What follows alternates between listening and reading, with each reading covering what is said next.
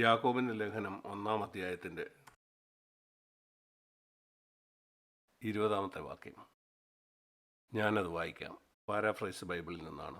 യാക്കോബ് 1:26. നിങ്ങളിൽ ഒരുത്തൻ നാവിന് കടിഞ്ഞാണിടാതെ താൻ ഭക്തനെന്ന് നിരൂപിച്ചാൽ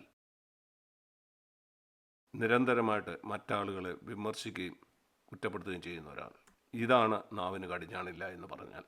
നിരന്തരമായിട്ട് മറ്റുള്ളവരിൽ കുറ്റം കണ്ടെത്തുക, മറ്റുള്ളവരിൽ നിന്ന് നിങ്ങൾ കേട്ട നുണക്കഥകൾ മറ്റുള്ളവരോട് പറഞ്ഞു പരത്തുക, കോപിക്കുക. ഈ 2-3 കാര്യങ്ങളിൽ നിങ്ങൾക്കറിയാം നിങ്ങളുടെ നാവിന്മേൽ നിങ്ങൾക്കൊരു നിയന്ത്രണവും ഇല്ലെന്ന്.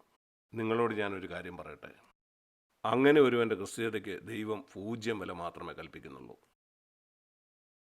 0. യാക്കോബ് 1:26. അപവാദം പറയുന്നു, വിമർശിക്കുന്നു, നീ കുറ്റം കണ്ടെത്തുന്നു, അതുപോലെ നീ കോപിക്കുന്നു. നിന്റെ ക്രിസ്തീയതയ്ക്ക് 0 വില മാത്രമേ ഉള്ളൂ. ഞാൻ പറയട്ടെ, ഞാനിത് വായിച്ചപ്പം ഞാൻ പറഞ്ഞു, കർത്താവേ, ഞാനെന്താ ചെയ്തുകൊണ്ടിരിക്കുന്നത്? ഞാൻ ഓർക്കുന്നു, ഞാൻ പരിശുദ്ധാത്മാഭിഷേകത്തിനായിട്ട് ദൈവത്തെ കാത്തുകൊണ്ടിരുന്നപ്പം. കാരണം ഞാനൊരു പരാജിതനായിരുന്നു. ഞാൻ ആളുകളെ വിധിക്കാറില്ല. കാരണം അവർ ചെയ്തിട്ടുള്ളതിനേക്കാൾ എത്രയോ മോശമായ കാര്യം ചെയ്തിട്ടുള്ള ഒരാളാണ് ഞാൻ. ഞാൻ എൻ്റെ വായ കൊണ്ട് കോപിച്ചിട്ടുണ്ട്, ഞാൻ അപവാദം പറഞ്ഞിട്ടുണ്ട്, കുറ്റപ്പെടുത്തിയിട്ടുണ്ട്, ദൈവത്തിൻ്റെ ദാസന്മാരെ കുറ്റപ്പെടുത്തിയിട്ടുണ്ട്. അതേപ്പറ്റിയെല്ലാം ഞാൻ ലജ്ജിക്കുന്നു. എൻ്റെ ആ പിന്മാറ്റത്തിൻ്റെ അവസ്ഥയിൽ ഞാൻ പറഞ്ഞു, കർത്താവേ, ഞാൻ എൻ്റെ ശുശ്രൂഷ അവസാനിപ്പിക്കാനാണ്. 40 കൊല്ലം മുമ്പാണിത്. കാരണം എനിക്ക് എൻ്റെ നാവിന്മേൽ എനിക്ക് നിയന്ത്രണമില്ലായിരുന്നു. എൻ്റെ ചിന്തകളെ ഞാൻ പറഞ്ഞു, കർത്താവ്, ഞാനെന്താ ചെയ്യുന്നത്? ഞാനൊരു വലിയ കപടഭക്തനാണ്. എനിക്ക് ദൈവവചനം അറിയാമെങ്കിലും ഞാൻ പറഞ്ഞു, കർത്താവ്, ഒരു കാര്യം ചെയ്യണം. ഒരു കാര്യം മാത്രമേ ഞാൻ ചോദിക്കുന്നുള്ളൂ. എൻ്റെ ബാഹ്യ ജീവിതവും ആന്തരിക ജീവിതവും ഒരുപോലെ ആക്കണേ. എൻ്റെ നാവിനെ നിയന്ത്രിക്കാൻ സഹായിക്കണേ. അന്യഭാഷ പറയുന്ന ആ വരമല്ല ഞാൻ ആഗ്രഹിക്കുന്നു. എൻ്റെ മാതൃഭാഷ ശരിയായി പറയാൻ എന്നെ സഹായിക്കണേ. മാതൃഭാഷ ശരിയായിട്ട് ഉപയോഗിക്കാൻ എൻ്റെ ആത്മാവ് എന്നെ നിറയ്ക്കണമേ. അന്യഭാഷ പറയാനായിട്ടല്ല.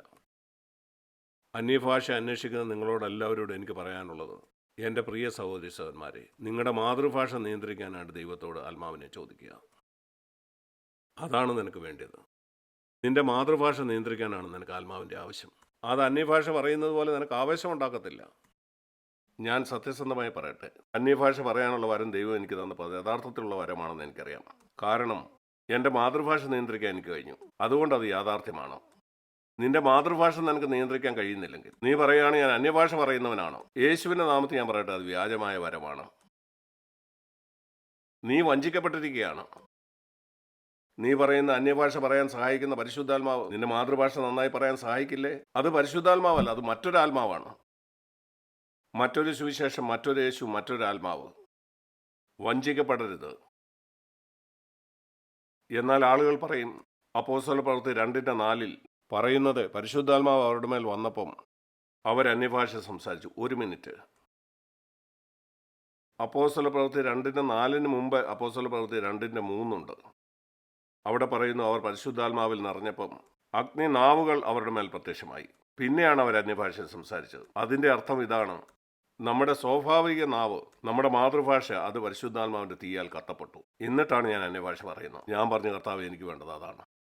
എൻ്റെ സ്വാഭാവികമായ മാതൃഭാഷ അത് പരിശുദ്ധാത്മാവിനാൽ കത്തിപ്പോണം. അപ്പോൾ എനിക്ക് അന്യഭാഷ പറയാം. 3-ാം വാക്യമാണ് 4-ാം വാക്യത്തിന് മുമ്പ്.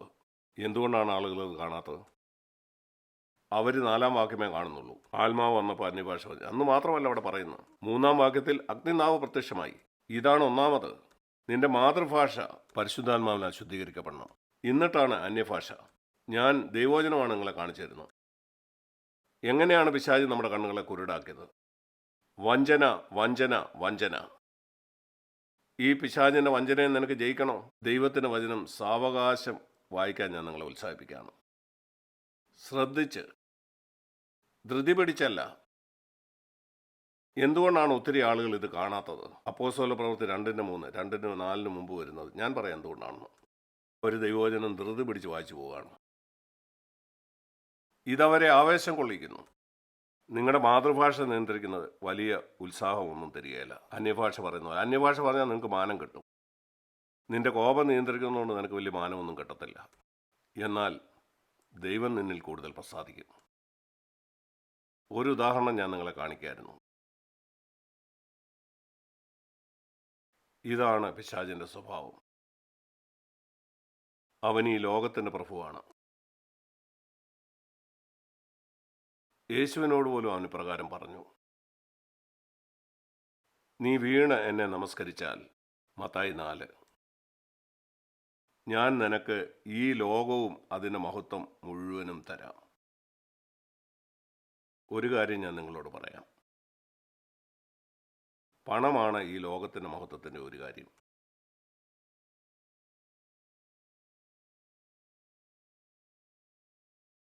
പണത്തിന് നിന്റെ മേൽ സ്വാധീനമുണ്ടെങ്കിൽ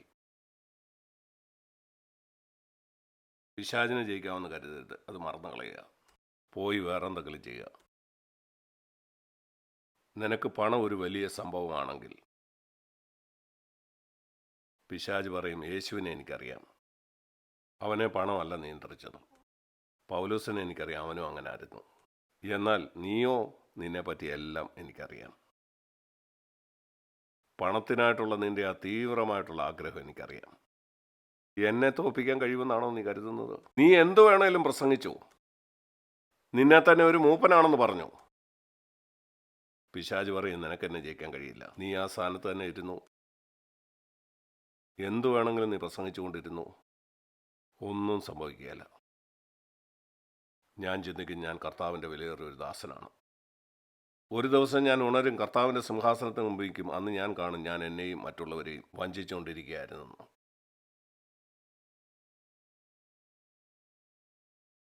ശരി, ഒരുപക്ഷെ നിങ്ങൾ കേട്ടതുപോലെ നിങ്ങളെപ്പറ്റിയുള്ള സത്യം ആരും നിങ്ങളോട് ഒരിക്കലും പറഞ്ഞു കാണുകയില്ല.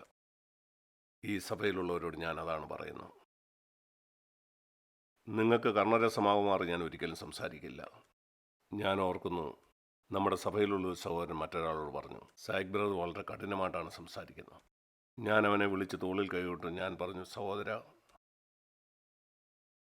നീ എന്നെക്കുറിച്ച് എന്ത് ചിന്തിക്കുന്നു? ഞാൻ ചിന്തിക്കുന്നില്ല. ഞാൻ പ്രസംഗിക്കുന്ന കഠിനമായിട്ട് തോന്നാം, എന്നാൽ ന്യായവിധി നാളിൽ നീ തിരിഞ്ഞ് എന്നോട് നന്ദി പറയും.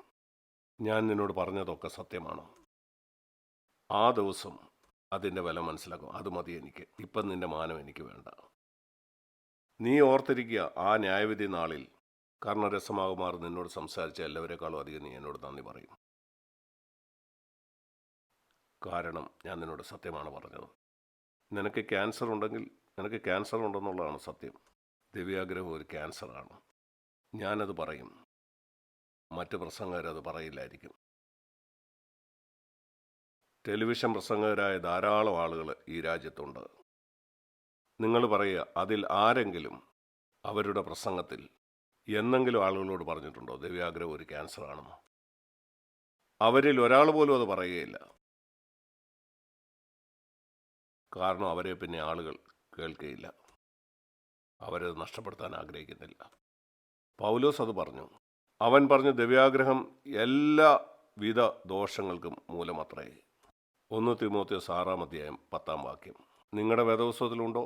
ദിവ്യാഗ്രഹം സകലവിധ ദോഷത്തിന് മൂലമത്രേ. എവിടുന്നാണത്? സ്വർഗത്തിൽ നിന്നോ നരകത്തിൽ നിന്നോ?